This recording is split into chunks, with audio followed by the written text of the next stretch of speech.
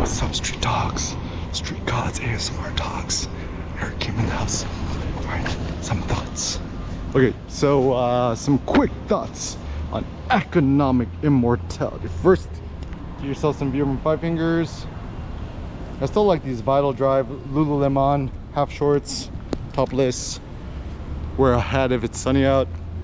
Put the brim super low, like you're a military officer, and the 60-pound weight vest from Titan Fitness. All right, economic immortality. So I just watched the really good Michael Saylor interview, 2024 Bitcoin in Tennessee, Nashville, right?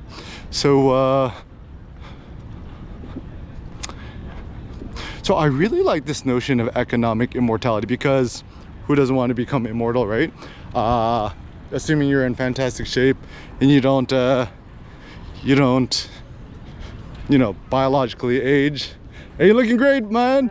Get the check, get the vest, get the vest. And I think as a consequence, like economic immortality is the prime goal. So how do we do this? How do we do this? First, just think about thermodynamics. The art of thermodynamics and energy is to first stop heat loss, stop the bleeding. That's why you do first with a patient who is suffering blood loss, right? And yeah, just very simple idea, like a very Spartan Achilles. What would Achilles do, right?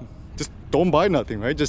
I mean, obviously there are some things you want to buy, like weightlifting equipment, but once you have the basics, you don't really need anything beyond that.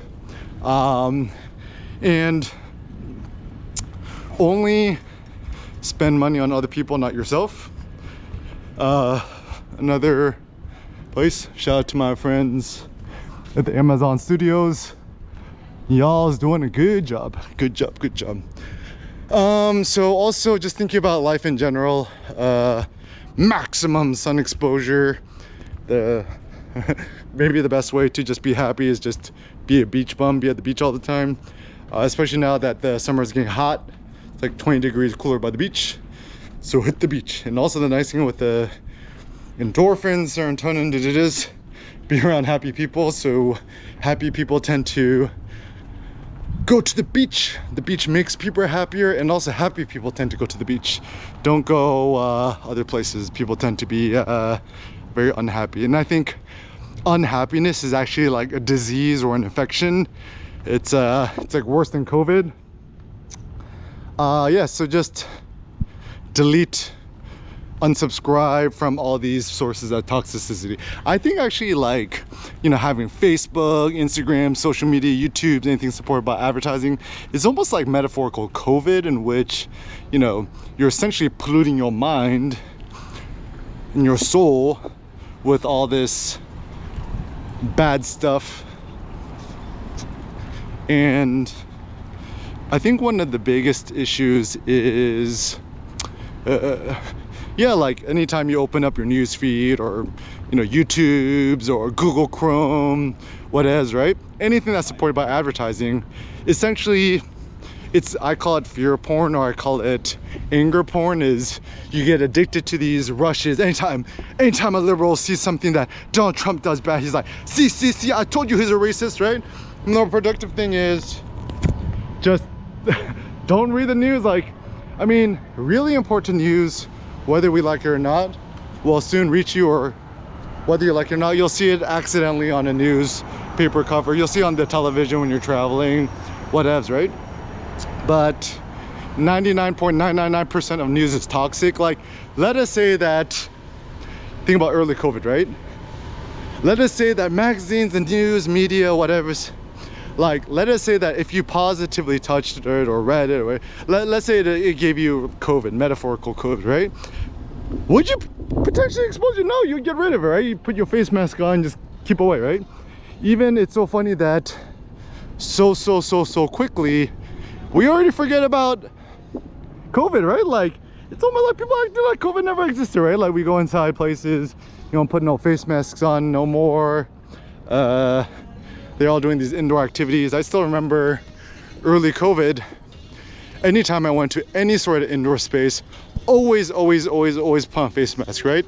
I mean, I still lived my life, right? But always put on a face mask is a very wise idea, because not even because of COVID, but a lot of people are just like coughing and sick all the time.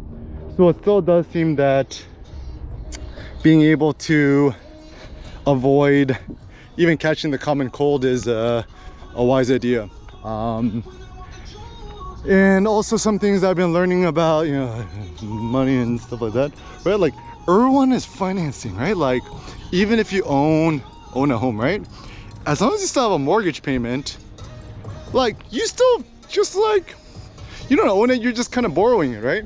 And so the downside of that is you're slowly kind of essentially bleeding yourself to death. And it don't matter how nice the thing is, how good the car is, how good the thing whatever, right? Like when you blow your load, it's gonna be good luck, sell lots of cars today. All right, thank you. You too. Is it open already?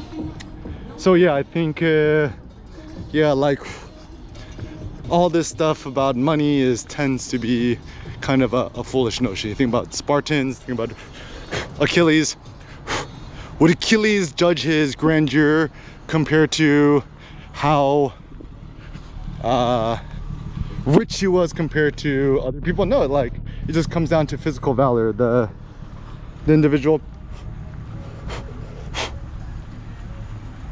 with the most physical valor and the strength to win, right?